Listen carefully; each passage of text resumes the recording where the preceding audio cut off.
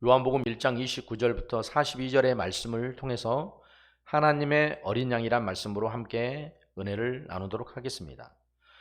예수님이 온 세상의 죄를 지어가는 하나님의 어린 양이라고 지금 침례 요한이 말을 하고 있습니다.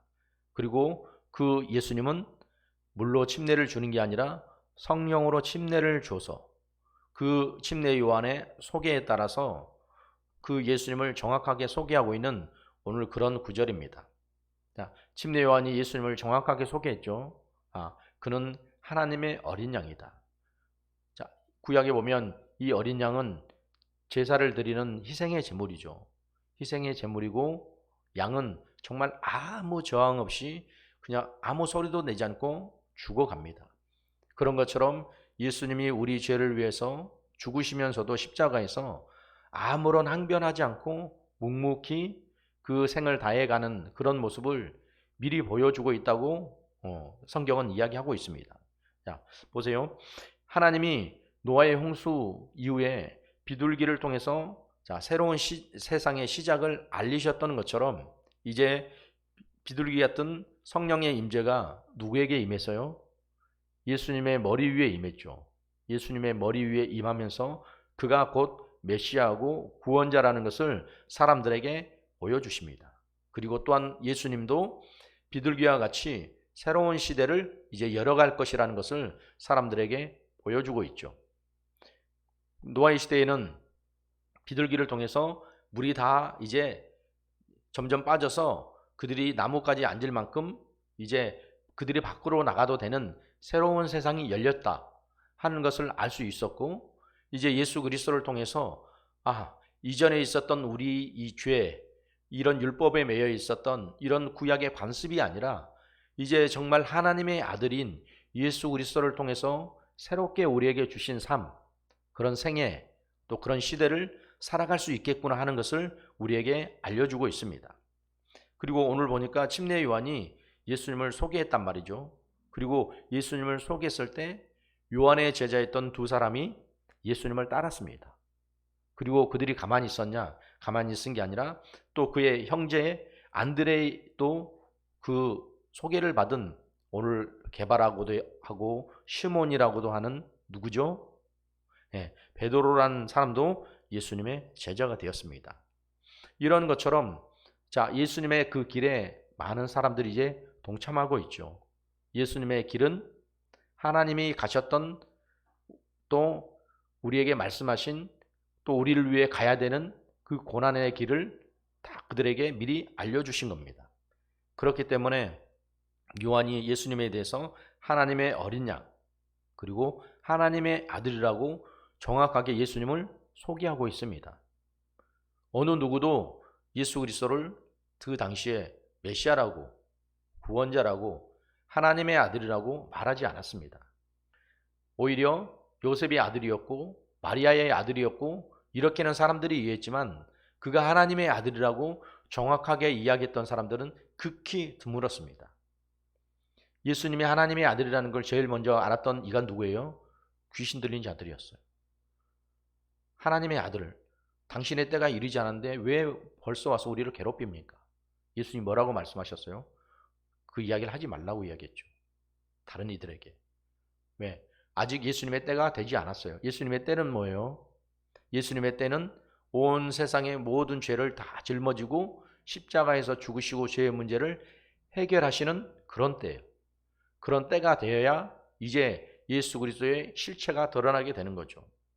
그렇게 하나님은 예수님을 통해서 어둠에 갇혀있는, 죄에 묶여있는 그런 사람들을 구원하시려고 이 땅에 예수님을 보내셨습니다. 할렐루야. 그리고 요한은 또 어떻게 했어요? 자신을 따르던 제자들을 예수님께 보내서 뭘 확인하려고 했을까요? 당신이 정말 그리스도입니까? 당신이 정말 메시아입니까? 하는 것을 확인해 보고 싶었죠. 그리고 그 제자들에게 예수님이 뭐라고 말씀하셨냐? 와서 봐봐라. 와서 봐라. 안진뱅이가 일어나고 문둥병자가 고침받고 병든 자가 치유받는 걸 보면 너희가 내가 누군지 알게 될 것이다. 그런 일을 할 수 있는 사람이 누구예요? 그들의 생각에는 선지자, 예언자, 뭐 엘리야나 예레미야나 또 뭐 그런 종류의 사람, 그들이 그렇게 생각이 머물 수밖에 없었겠지만 아니다. 예수님은 메시아였고 구원자였고 구세주였고 온 세상의 죄를 지고 가는 하나님의 어린 양이었다. 이런 얘기가 이 성경을 통해서 우리에게 지금 전달되고 있습니다. 예수님이 온 세상 죄를 짊어지셔서 하나님의 어린 양이 되셨습니다. 그건 뭘 의미해요? 예수님이 이 전 인류의 모든 죄를 담당하시고 우리 죄를 뒤집어쓰고 죽기 위한 희생제물이 되셨다는 거예요. 다 제사를 드릴 때 희생제물이 있잖아요. 그죠? 자기의 죄에 맞게 속죄제든 속건제든 또 화목제든 그 죄에 맞게 제물들이 다 있단 말이죠. 근데 이 화목제는 무슨 죄예요? 하나님과 인간이 불화해서 그 길을 해결할 수 있는, 소통할 수 있는, 해결할 수 있는 제물로 예수 그리스도가 오셨다는 거죠. 그게 왜 어떤 문제 때문에? 우리 인간의 죄 때문에. 우리 인간의 죄로 인해서 우리는 하나님과 소통할 수 없고 하나님과 원수되었고 하나님으로부터 격리될 수밖에 없는 그런 심각한 상황이었다는 거죠. 그런데 예수님이 자신의 전부를 다 내어주고 우리를 대신해서 희생하시고 하나님과 맡겨있던 죄의 담을 열어버리셨어요. 그리고 이제 누구든지 예수 그리스도를 통해서 하나님께 갈 수 있는 새롭고 산 길을 열어주셨다는 거죠. 만일 예수님께서 이 땅에 오지 않았다면 우리는 여전히 지금도 짐승을 잡고 성막에 가서 제사를 드려야 되는 그런 일들을 반복하고 있을 겁니다. 그럼 얼마나 또 부담이겠어요? 소를 사든지 양을 사야 되든지 비둘기를 사든지 돈이 없으면 또 어떻게 해요? 산비둘기를 사든지 잡든지 무슨 일이든 어떻게든 해야 될 거잖아요. 그런데 지금은 어때요? 우리가 그렇게 하지 않아요. 왜? 예수 그리스도께서 자신이 십자가에서 죽으시면서 인류의 모든 죄의 문제를 어떻게 해요? 해결해 주셨기 때문에. 우리는 뭘 예배해요? 예수님의 십자가의 피의 공로를 인정하고 성령으로 하나님께 예배를 드려요. 그러면 이 예배는 하나님이 받으시는 믿음의 예배가 되는 거죠. 아무리 우리가 열심히 예배를 드리고 열심히 찬양을 한다 할지라도 그 안에 예수님의 피의 공로가 없으면 그거는 뭐예요? 가짜예요. 그리고 하나님이 받으시는 예배가 아니에요. 왜냐하면 구약에는 피 없는 제사가 없었거든요. 그건 뭘 의미해요? 우리 인류가 죽게 돼서 망하게 된 그 죄의 문제를 피값으로 대신해 하고 제사를 드렸다는 거예요. 근데 오늘날은 우리가 어떻게 해요? 예수 그리스도의 피의 공로를 인정하고 모인 사람들이 그 은혜를 기억하고 하나님께 예배를 드리는 거잖아요. 그런데 그런 의식 없이 그냥 앉아서 습관적으로 형식적으로 드려지는 종교적인 이런 예배에는 생명이 없어요.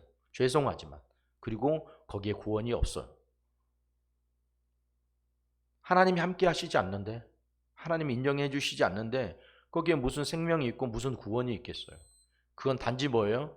우리의 만족을 누리기 위함이고 우리의 기쁨을 누리기 위한 그런 자아도취에 어떻게 보면 쇼라고 할 수 있어요. 죄송하지만. 외국의 유명한 어떤 신학자, 목사님이 그런 책을 쓴 걸 봤어요. 예배인가 쇼인가. 우리가 예배가 돼야지 이게 쇼가 되면 안 되는 거예요. 쇼는 뭐예요? 남에게 보여주기 위한 거잖아. 아니, 세상에도 그런 말 하잖아요. 아이고 쇼하고 있네. 이게 뭐예요? 남들에게 그냥 보여주기식 이런 거잖아요. 우리 예배가 그런 걸까요? 우리 예배가 그런 게 돼버리면 우리는 하나님과 아무런 상관없는 지금 의식을 하고 있는 거예요. 그러니까 가장 중요한 것은 예배 가운데 예수님의 피의 공로를 잊어버리면 안 된다는 겁니다. 인정하세요? 예수님은 이 땅에 오셔서 또한 성령으로 침례를 주셨어요. 그때 요한이 요단강가에서 침례를 주는 것은 무슨 침례였어요? 유대인들이 와서 그들이 죄인임을 자복하는 침례였어요. 아, 우리가 이런 죄인이구나. 그걸 고백하고 시인한단 말이에요. 그러면 그 다음에는 뭐가 있어야 돼요? 죄를 해결해 줘야 되잖아요. 죄를 해결해 줄 분을 찾아야 되는데 그분이 누구다? 그분이 예수 그리스도다. 그를 통해서 죄사함을 받고 그들이 영생을 누릴 수 있게 되는 거죠. 그런데 성령 이 침례라는 건 뭐냐면 우리가 제일 처음에 성령을 받았을 때 있죠. 성령을 받았을 때 다 경험이 있을 거예요. 성령을 경험하고 성령을 체험했던 첫 번째, 그때가 성령 침례를 받는 거예요. 뭐 다른 곳은 성령의 세례라고 하는데 저희는 세례라고 얘기하지 않으니까. 그때 그 첫 주님을 만나고 성령을 우리 안에 받아들이고 모셨던 경험, 우리가 어떻게 성령을 받아들이고 모실 수 있었어요? 우리가 죄인이라는 것을 고백하고 우리 죄를 주님의 십자가의 보혈의 공로와 바꾸고 변화된 삶을 통해서 그때 성령이 우리 안에 임할 때 성령의 은사들이 나타나고 내가 성령의 침례를 받고 성령을 경험했구나 하는 것을 알게 되잖아요. 성령 충만은 이 이후에도 우리가 계속해서 반복해서 성령이 충만할 수 있지만 성령의 침례는 한 번밖에 이루어지지 않아요. 왜? 그게 처음 경험이니까. 그걸 또 경험하고 또 경험하긴 하겠지만 우리가 처음 성령을 경험한, 성령이 우리 안에 임한 그 사건이 뭐예요? 성령의 침례라는 거죠.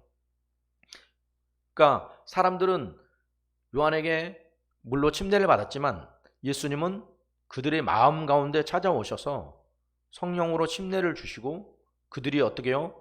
하나님의 영으로 붙잡혀 살아가는 사람들이 되도록 하신 거예요. 그러니까 오늘날 우리도 성령의 침례를 받았다 이야기하는 사람들은 성령의 어떻게 해요? 영접, 성령의 임재, 성령을 경험한 그런 경험들이 우리 안에 있다는 거예요. 그렇게 해서 계속해서 예수님이 어떤 분인지, 또 예수님이 어떤 일을 하셨는지, 예수님은 누구인지 성령을 우리 안에 경험하면서 알게 된다는 거예요. 성령이 하나님의 영이잖아요.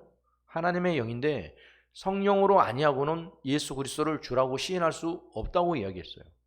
그럼 성령을 침례를 받는 게 낫냐 아니면 안 받아도 되느냐, 뭐 많은 사람들이 그렇게 얘기를 하지만 성령을 우리 안에 받지 못하면 우리 신앙생활은 완전한 게 아니에요. 그죠? 성령이 없으면 예수 그리스도를 나의 주인으로 인정하지 못한 그 사람이 구원을 받을 수 있을까요? 구원을 받을 수 없습니다. 그러니까 성령 우리가 뭐 은사를 받고 안 받고 뭐 이렇게 얘기하는 사람도 있잖아요. 은사 그게 무슨 중요해? 은사가 좀 없으면 어때? 근데 성령이 우리 안에 임할 때 은사가 나타나잖아요.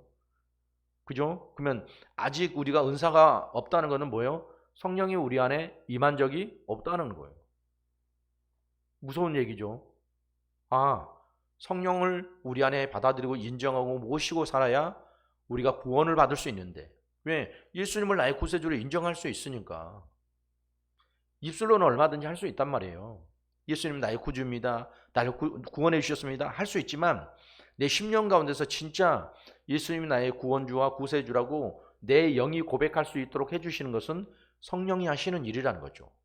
그러니까 그런 성령이 우리 안에 임하고 그 성령의 침례를 받고 성령의 은사를 경험할 때 우리가 정말 구원받았음을 다시 한번 우리 안에서 확인하고 확증할 수 있게 된다는 겁니다. 무슨 말인지 아시겠어요? 여러분들이 헷갈리지 않으셨으면 좋겠어요.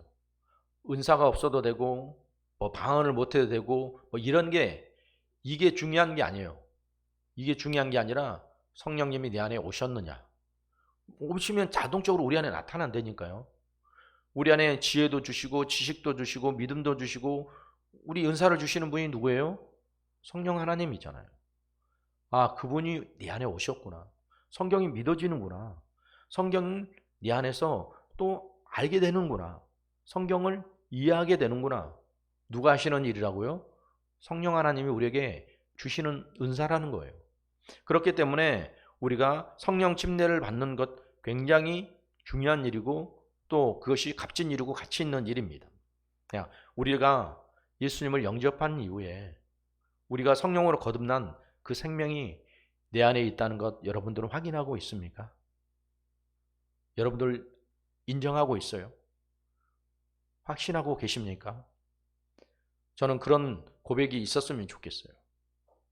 내가 정말 성령 체험을 했고 성령의 침례를 받았고 우리가 그냥 물러주는 침례 그거 말고요. 그거는 내가 예수님과 함께 살겠다는 나의 믿음의 결단이에요. 그죠? 그런데 그게 진짜 내 삶 가운데, 내 신앙생활 가운데 직접적으로 경험되고 체험됐느냐를 묻는 거예요.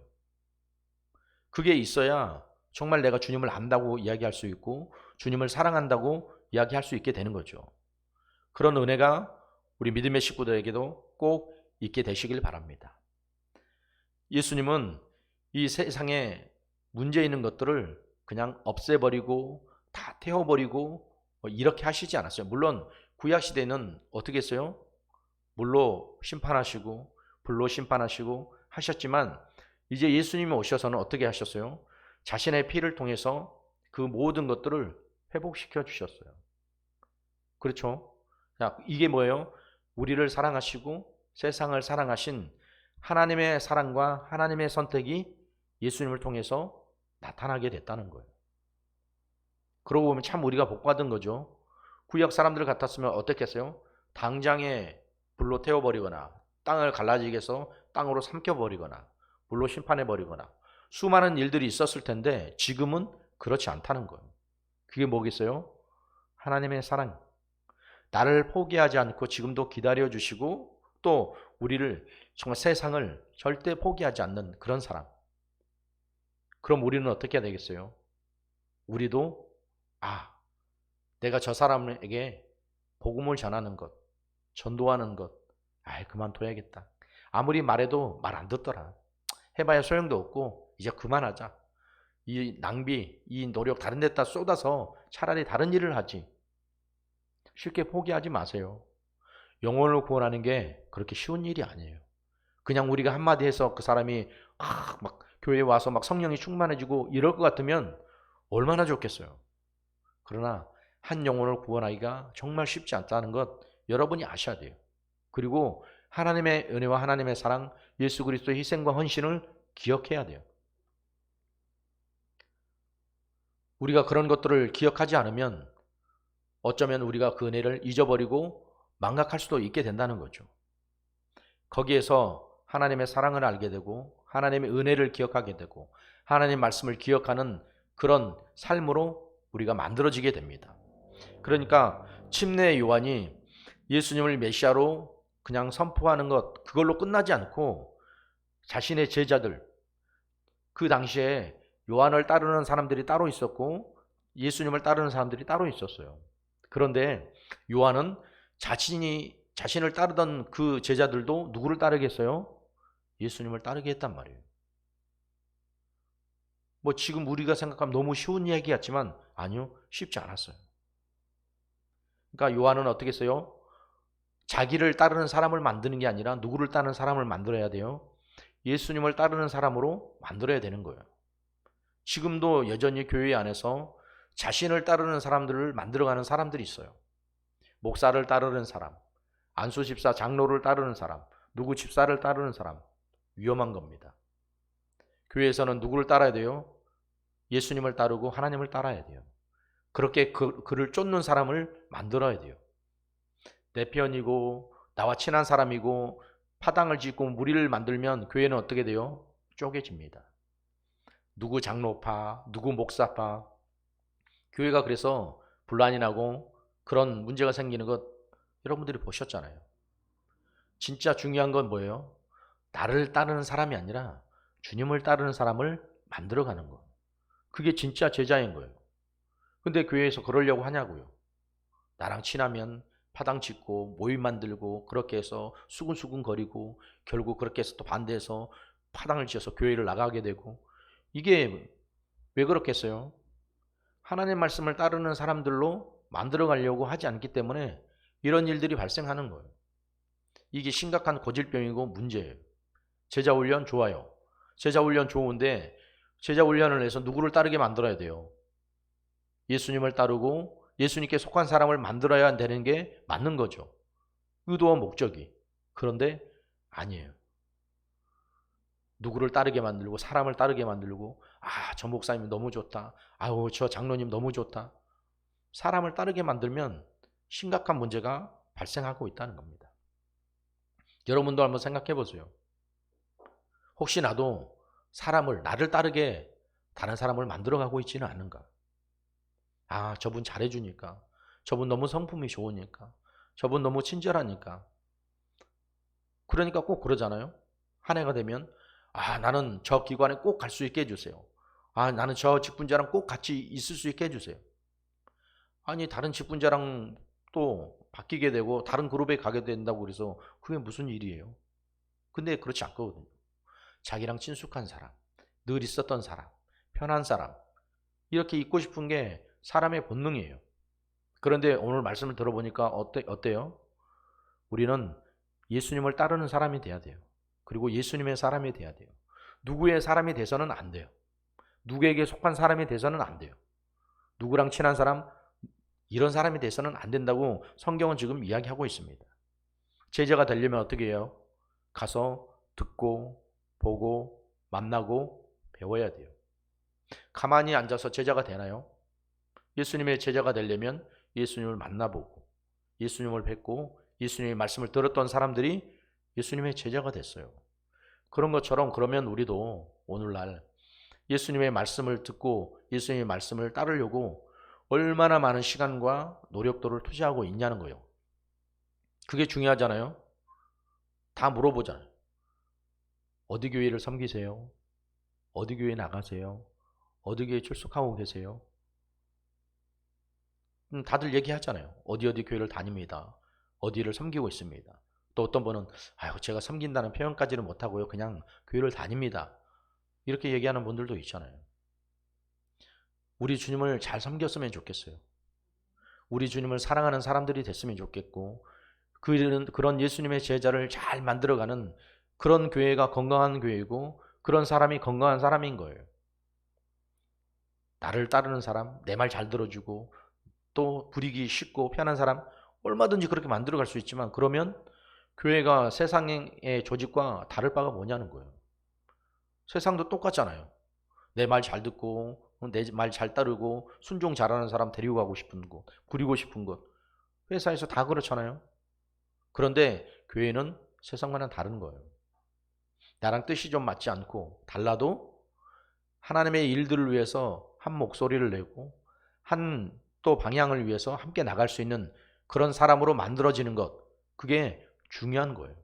왜? 우리는 하나님 말씀을 듣고 있으니까. 그러니까 여러 번 안 해도 정말 예수님의 부르심에, 예수님의 초청에 잘 응답해서 내가 있어야 될 곳, 내가 머물러야 될 곳, 내가 또 자리 잡아야 될 곳을 잘 찾아가는 그런 믿음의 사람들이 꼭 되시길 바랍니다. 아멘. 그렇게 우리 앞에 다시 한번 결단하고 우리가 예수님이 하나님의 어린 양으로 오셔서 그 일을 잘 감당하셨듯 우리도 주님의 길을 따라가며 주님의 제자로 자리 잡는 그런 삶들을 만들어가는 귀하고 복된 날들이 꼭 되시길 주님의 이름으로 축원합니다. 축원합니다. 축원합니다.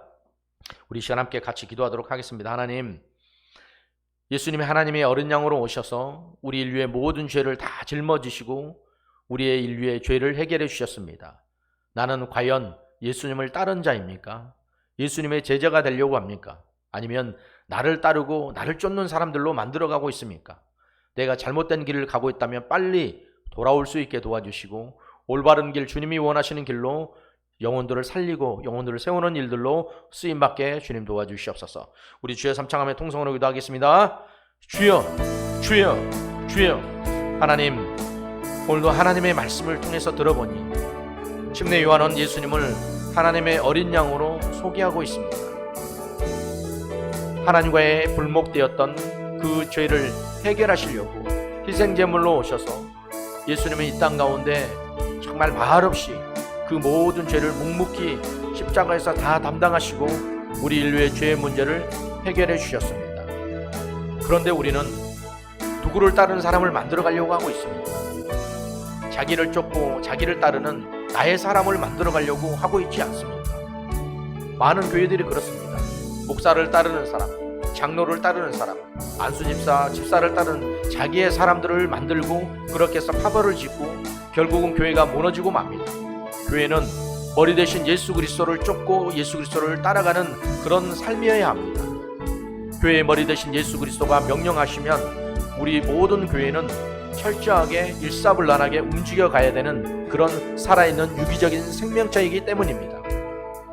그러기에 우리는 예수님의 제자, 예수님의 사람들을, 예수님을 쫓는 사람들로 만들어지고 또 만들어 가야 합니다. 그러기에 내 것을 내세우지 않고 주님을 내세우고 주님을 자랑하고 주님을 선포하는 그런 일들로 만들어질 수 있게 주님 도와주시옵소서. 하나님의 은혜가 우리 안에도 그렇게 충만한 생명의 역사로, 말씀의 역사로 이루어질 수 있게 주님 도와주시고, 그 일을 위해서 오늘도 우리에게 성령 침례에 대해서 말씀하시고, 성령을 내가 어떻게 받아들이고 인정하고, 성령이 우리 안에 없으면 우리의 인생 삶은 허무한 인생과 삶이며 또 우리가 완전히 구원받을 수 없음을 분명히 이야기하고 있습니다. 왜?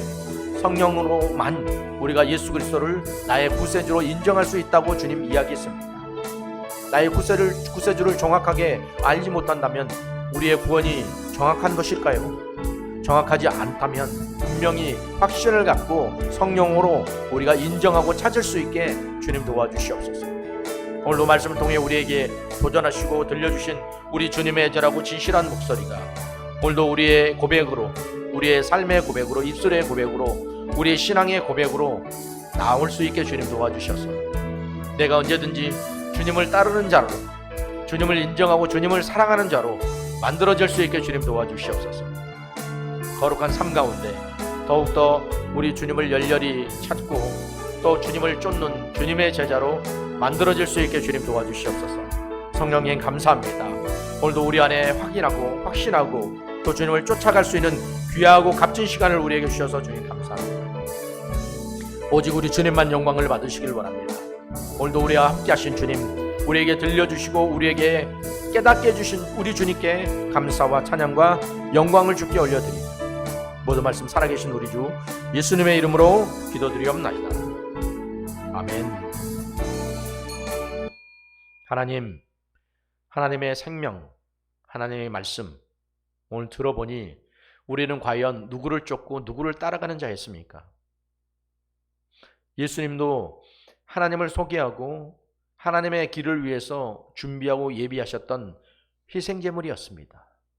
우리와 하나님과의 불목되었던 막혀있던 죄의 문제를 해결하시려고 이 땅에 육신이 입고 오셔서 우리의 희생제물이 되어주셨습니다. 그럼 예수님도 이렇게 살아가셨는데 우리는 누구를 드러내고 누구를 쫓아가고 누구의 사람이 되어야 합니까? 침례 요한은 자신을 따르던 사람들을 다 예수를 따르라고 이야기합니다.